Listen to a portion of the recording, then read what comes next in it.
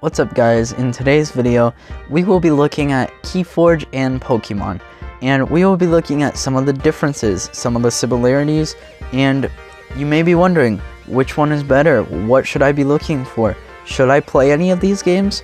Well, this is the video to find out.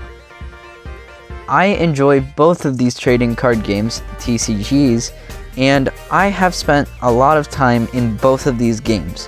While I may be a KeyForge YouTuber, I have spent a lot of time in Pokemon as well. So first off, for the cost and what you get. For Pokemon, it costs $5 for 10 cards, 9 physical playable cards, and 1 promo card that lets you play online. And KeyForge is $13 for 36 cards, and it also includes 1 additional Archon card, which is basically a card that gives you every single card that's in the deck. And speaking of decks, KeyForge is a game where every single pack gives you 1 singular unique deck, and every single deck in KeyForge is completely different, meaning all 36 cards will be different than 36 cards of a different deck. Which, along with this, it also means that you cannot change or trade the deck contents. So if you have a card that you dislike, you have to stick with it. But that's not to say that decks can't be traded, because full 36 card decks can be traded for other full decks. Now, as you see on the Archon card, there are 3 different houses in each deck, which we'll get to houses later. But in each house, there are 12 cards, and there is this thing called Alliance. And Alliance is where you form pods of different decks, forming 1 singular deck. Meaning you can take all 12 cards from one house of one deck and put it into a different deck. And of course, there are rules and regulations to this, but I thought I'd share just so you know. Now, Pokemon is definitely a little different, because you make your own deck consisting of 60 cards, and there are some rules to this, such as you can't have more than 4 cards of the same name, so basically you can't have 4 of the same card, and you need at least 1 common rarity card in your deck. And as for the rule about the 4 cards with the same name, this does not apply to energy cards, which I'll get to a little bit later. Now, speaking of rarity, in Pokemon, there are common, uncommon, rares, and these special cards called promo cards. And in case you're wondering, promo cards come in unique boxes that you could buy separately. So there are normal rarities, and then we get into some of the fun and cool cards. And in my opinion, reverse holographics are some of the coolest cards, which you can see right here compared to the normal cards. And then added on to that, we also have ultra rares and secret rares, which ultra rares are like Vs, VMAXs, EX, Mega EXs, cards like that. And secret rares are similar to alternate artworks of the card. And so as we see here, we have the secret rare cards, which are basically alternate artworks, rainbow rare, which look insane, and the gold rare cards, which I think also look absolutely crazy. As for KeyForge, we have a very similar ranking system. We have common, uncommon, rare, and then special. And this ranking system is almost exactly the same as Pokemon, except for the fact that Pokemon goes a little bit more in line with what their rarities are to how common the card actually is to find. To explain a little bit more, Pokemon is more along the lines of how rare the actual card is and how often you're actually going to find it. However, KeyForge is more about how many of the cards you will find. But overall, they're very similar, and KeyForge, it is kind of hard to find special cards. So now for actual card types, in KeyForge we have 4 types. We have creatures, which help you fight your opponent, upgrades, which help upgrade your creatures to fight your opponent, artifacts, which help you discard your opponent's cards along with help get rid of their creatures that are out, and then actions could help with either artifact control or help with even getting rid of some of the creatures. All 4 of which are very significant to winning the game. Going back to Pokemon, we have the same idea in the sense of we have Pokemon that help you attack your opponent, energy which help you upgrade and use better attacks on your Pokemon, and trainer cards which help you play the game better and help you draw cards and do different aspects to help you win the game. Now for actually playing the games themselves. How do you do this? Are they similar? Can I play both? If I can play one, can I play the other? These are many questions that you may have. Well, hopefully I'm here to answer them. So, for Pokemon, the way to win the game is to collect all 6 prize cards that you put aside at the start of the game. And you can also win by knocking out all your opponent's Pokemon, or if your opponent has no cards left in their deck at the start of their turn, you also win. And to explain prize cards a little bit better, when you're knocking out an opposing Pokemon, then you take up one of your prize cards into your hand, and if you pick up your last prize card, then you automatically win. So another thing is, how do I actually play the game? How do I fight my Pokemon, and how can I get them out onto my battle line? Well, you start by benching your Pokemon. Benching your Pokemon basically means that you put it out in front of you.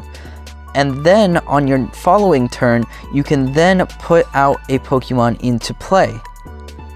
And then once you have your creature out in play, then you can actually start fighting. But not quite yet. See, each Pokemon has their little symbols next to each attack, and these symbols are actually called energy cards. And energy cards you're going to want to have a lot in your deck. This is because this is the only way that you can fight in the game. And we're going to take Flaffy here, for example. So next to Flaffy's attack, we have 3 symbols. We have 2 what seem to be lightning bolts, which are electric energy types, and then we also have a white circle with a star in the middle. If you go and search up this type, it'll probably come up with something called the, quote, normal type, but there are no energy cards for this normal type, meaning that you actually have to pick any other energy card to attach this card for the 3rd energy card, and then you can finally use Flaffy's ability Electro Ball to deal 50 damage. And these are what the energy cards look like that you would be attaching. Now that we have Pokemon gameplay pretty much taken care of, let's go back to the types of cards. For Pokemon, we have 11 different types, including Fire, Fighting, Dragon, Lightning, Grass, Water, Fairy, Psychic, Darkness, Metal, and Colorless. Colorless is the type that I was talking about earlier with the, quote, normal type. So KeyForge, on the other hand, I actually have this cool little chart that has every single set and has all of the different houses.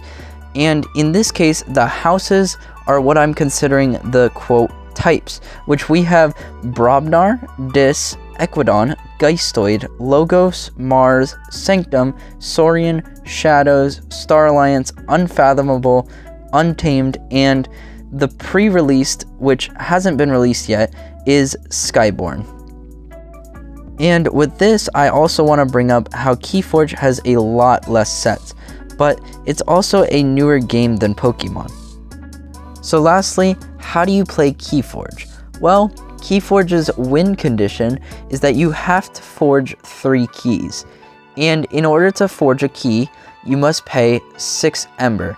Ember is basically the currency in KeyForge, and in order to get currency, you need to use a bunch of different cards in order to do that. And there are also cards that keep your opponent from forging keys by stealing or capturing their ember. So to start off, we have creatures, which you typically use creatures to fight off your opponent's other creatures, or to, quote, reap, which is basically an ability that causes you to gain 1 ember. And then there are action cards. Action cards are very unique in the sense of they could do a lot of things. They can help prevent your opponent from doing something, or they can help you perform an ability, or they can even help get cards into your hand. Upgrades, of course, will be helping you perform better with your creatures and helping them stay longer in your battle line. Artifacts are the final things. They are very special because they could pretty much do anything that any of these other cards can. And that pretty much wraps up how to play KeyForge. So before you guys say anything, I do know I didn't go into complete depth of how to play these games, and I know that. And that was kind of the whole idea, is to just give you a general concept to see if you might enjoy playing the game. And overall, I think both of these games are very solid games, and they're pretty similar. So one last little comparison detail is how much you're actually going to be playing the game. Because KeyForge, you're playing the game all the time, and that's mostly what you do in KeyForge. But as for Pokemon, Pokemon is much more of a collector's game, because you are always collecting new cards, along with buying and selling super collectible rare cards. So now for the conclusion. Does one really win? Not exactly. Overall, I would say just play whichever one's better for you. I mean, Pokemon, as you could see, is a big collector's game.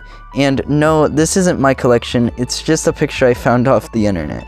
But, like I said, as you can see, Pokemon is a very big collector's game, and it's a very cool game, and it's fun to collect, and I really enjoy all the different artworks on these cards. So, if collecting is for you, then Pokemon may be the game for you, but if you enjoy playing more, then I would suggest KeyForge, because KeyForge is a much more played game, and it's a lot of fun. And this isn't to say that you can't play Pokemon or you can't collect KeyForge. This is just saying that that's what happens more on each side. So down in the comments, you guys should discuss which one is better, KeyForge or Pokemon, but also explain why. And this isn't to diss on either of the games, because they are both insanely fun games. But if you did enjoy this video, and if you are interested in KeyForge, I do a lot of videos on KeyForge, and this is my first video actually branching out into a different TCG, and it was pretty fun. And if you are leaning a little bit more towards KeyForge, make sure to check out my other videos, because I go into detail about different topics in KeyForge, and it's a lot of fun. And if you also like this video, make sure to subscribe. It helps me out, and you'll be able to see more of my videos. So, that's going to be it for this video. Like I said, let me know in the comments below which one you think is better. And I hope you enjoyed this video. I hope you have a great day, and I'll see you all in the next one.